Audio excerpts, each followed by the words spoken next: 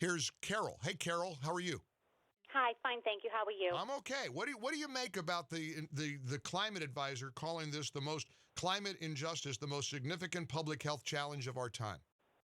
I think it's nonsense. I think what President Biden has done to the Keystone pipeline is truly heartless and cruel to all the thousands of people that have been working on that. You heard what they said. You heard what they said, Carol, right? You heard them say, well, they can go get other jobs somewhere. That's okay. They can do something else. That's absolutely ridiculous. How about making sure they have jobs before you all of a sudden just take their job away? Try doing that during a global pandemic when unemployment rates have never been so high. What is he? He's just being reckless.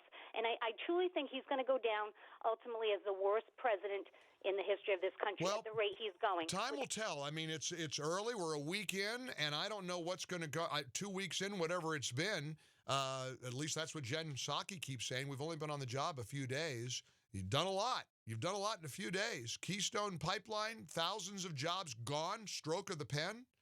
And again, John Kerry's back. Aren't you glad? John Kerry is back. He's the special presidential envoy for climate. Here's what he had to say yesterday about climate change, environmental injustice. We're dealing with this existential threat to the planet and increasing our economic growth and prosperity are one and the same. When I think of climate change, I think of, and the answers to it, I think of jobs. It's about jobs, good paying union jobs. It's about workers, building our economy back better than before. It's a whole-of-government approach. Put climate change at the center of our domestic, national security, and foreign policy.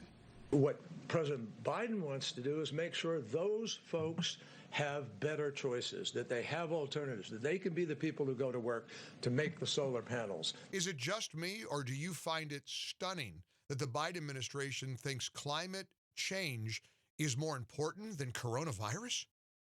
A pandemic that has crushed this country?